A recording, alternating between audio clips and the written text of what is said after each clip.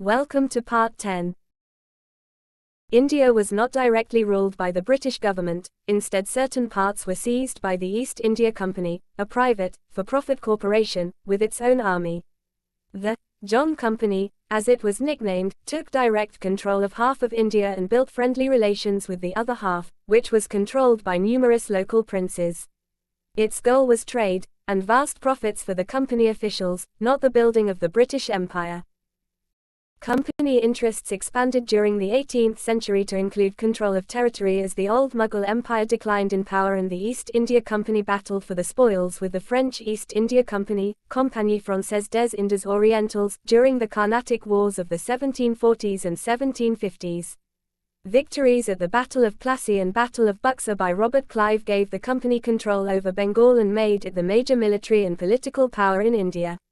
In the following decades it gradually increased the extent of territories under its control either directly or in cooperation with local princes. Although Britain itself only had a small standing army, the company had a large and well-trained force, the Presidency armies, with British officers commanding native Indian troops, called sepoys. Battling the French Revolution and Napoleon. With the regicide of King Louis XVI in 1793, the French Revolution represented a contest of ideologies between conservative, royalist Britain and radical republican France.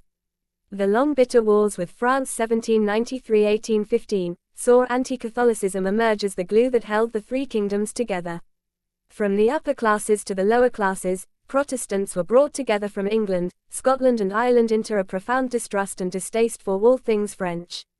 That enemy nation was depicted as the natural home of misery and oppression because of its inherent inability to shed the darkness of Catholic superstition and clerical manipulation. Napoleon.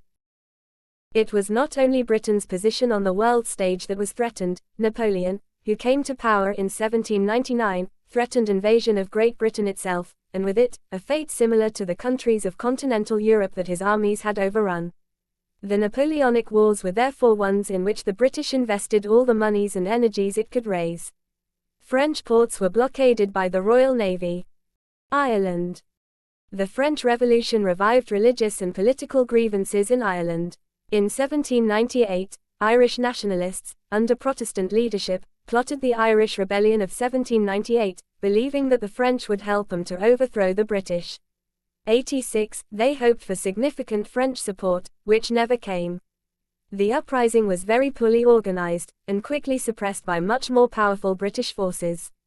Including many bloody reprisals, the total death toll was in the range of 10,000 to 30,000. Prime Minister William Pitt the Younger firmly believed that the only solution to the problem was a union of Great Britain and Ireland. The union was established by the Act of Union 1800. Compensation and patronage ensured the support of the Irish Parliament. Great Britain and Ireland were formally united on 1 January 1801. The Irish Parliament was closed down. Thanks for watching.